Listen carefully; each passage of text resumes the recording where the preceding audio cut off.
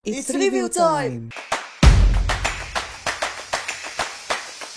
Kanzen Putro Toys. Selamat pagi, siang, sore, malam, selamat datang di Putro Toys. Pada kali ini kita akan menggabungkan kelima robot ini menjadi satu robot besar sesuai janji gua di konten-konten sebelumnya. Buat kalian yang masih bingung ini mainan apa, jadi ini adalah mainan Dragon Force Monster Rise keluaran dari Apollo yang udah gua review satu persatu di konten sebelum-sebelumnya. Jadi buat kalian yang mau nonton review satu persatu, langsung aja kalian cek konten sebelum-sebelumnya ya guys, karena ini udah gua review semuanya satu persatu secara lengkap. Kalau kemarin kan kita reviewnya satu persatu aja, dan ya saya cuma memperlihatkannya cuma satu mecha aja. Sedangkan ini ada 5 mecha yang sudah saya jajarkan begini. Menurut kalian mana nih mecha dalam bentuk hewannya yang paling kalian suka? Tulis aja di kolom komentar ya. Sebelum gue ngegabungin ke mecha besarnya, gue pengen ngerubah dulu menjadi mode humanoidnya satu persatu, dan nanti bakal gue jejerin juga. So langsung aja ayo kita ubah. Nah ini dia guys, kelima karakter dari Dragon Force Monster Rise yang udah diubah menjadi mode humanoidnya dengan berbagai warna dan berbagai senjata juga. Mana yang paling kalian suka dari kelima karakter ini? Tulis di kolom komentar ya. Kalau gue sejujurnya suka banget sama Aqua Shark Bot untuk desainnya, tapi sayangnya untuk versi mainannya dia artikulasinya agak terbatas. Sedangkan untuk yang proporsinya oke banget itu si Lion Bot ini sih. Tapi kalau misalnya yang paling sangar, tentu aja si Ape Bot ini.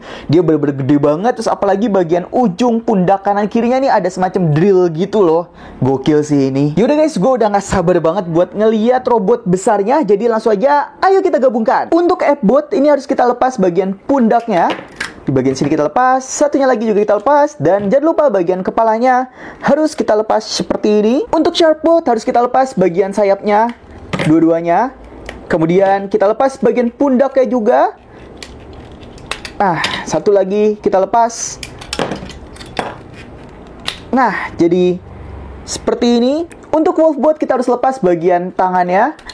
Ini dua-duanya harus kita lepas. Kemudian bagian kepala kita lepas. Nah, seperti ini. Kemudian bagian kakinya nih harus kita lipat ke belakang. Kayak gini. Satunya lagi juga kita lipat. Kemudian bagian kepala si Wolfnya ini kita kebelakangkan. Jadi seperti ini. Kemudian kita pasang partnya di sempak ke sini. Tinggal dipasang. Jadi seperti ini. Untuk Thunderbolt juga sama, kita lepas bagian tangannya. Ini lepas pelan-pelan. Satunya lagi sama kita lepas. Kemudian kepalanya juga kita lepas. Jadi seperti ini. Untuk kakinya juga sama nih, kita putar seperti ini. Satunya lagi kayak gini. Dan kepalanya kita kebelakangkan. Kemudian kita masukkan si join male-nya ke female yang ada di belakang sini. Dia langsung bakal ngeklip gitu loh guys. Nah, dia jadi seperti ini. Kemudian kita pasang part ini. Jadi seperti ini. Kita pasang kakinya di sini. Kaki sayapnya lagi kita pasang di sini. Part sayapnya kita pasang di bagian join yang ada di sini. Jadi seperti ini. Satunya lagi sama, kita pasang join male-nya ke female yang ada di sini. Jadi seperti ini. Untuk pundaknya kita pasang ke join male yang ada di sini, ke female di sini. Dia bakal jadi seperti ini.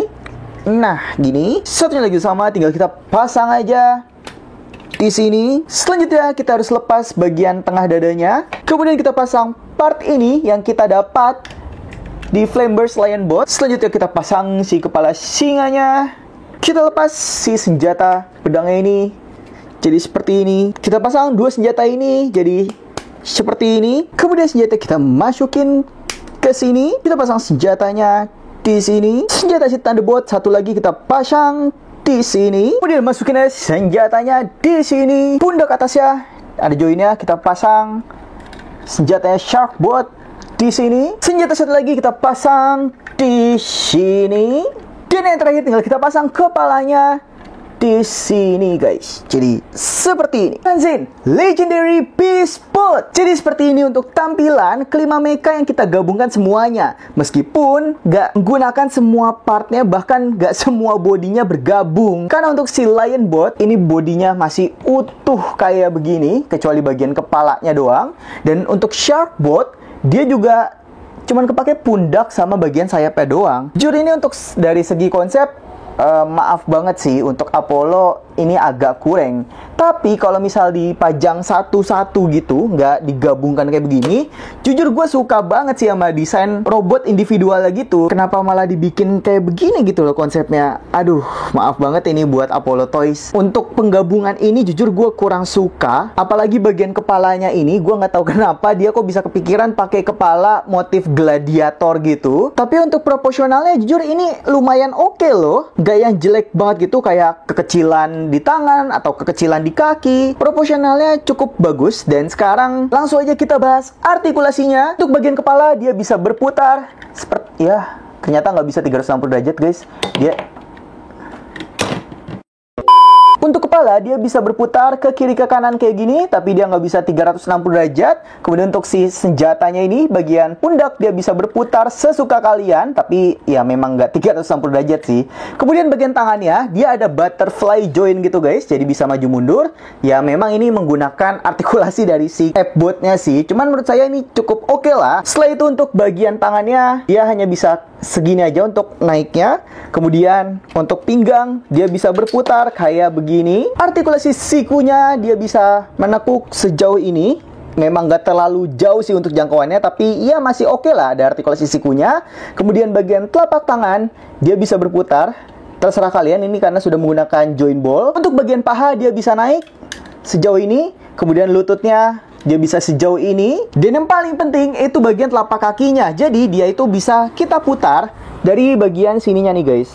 Nah jadi misal mau dilebarin kayak begini, itu bisa diputar sininya. Jadi ada penyangganya gitulah. Menjadi nilai plus untuk robot sebesar ini, tapi masih bisa berdiri tegak karena telapak kakinya ini bisa apa ya, diputar-putar gitulah, menyesuaikan supaya si robotnya ini nggak jatuh. Untuk konsep pedangnya, jujur gue suka banget. Jadi dia tuh pedangnya kelihatan sangar gitu, nggak monoton pedang biasa. Apalagi di bagian ujungnya dia ada kayak dual blade-nya gitu loh, tuh.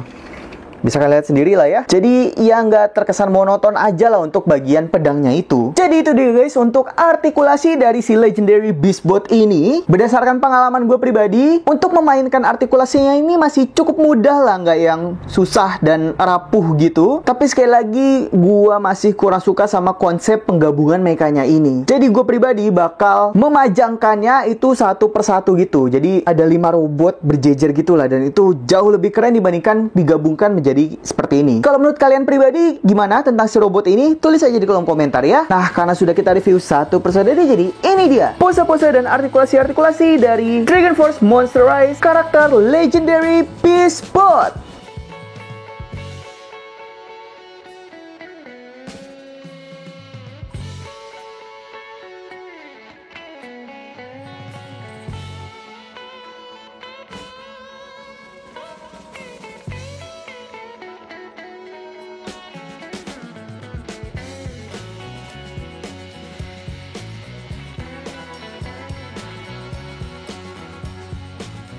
Sekian review Legendary Beastbot keluaran Apollo Toys dari serial Dragon Force Monsterized. Jangan lupa di like, subscribe, dan share juga supaya nggak ketinggalan review mainan yang lainnya. So, kurang lebihnya mohon maaf. Selamat pagi, siang, sore, malam. Dadah!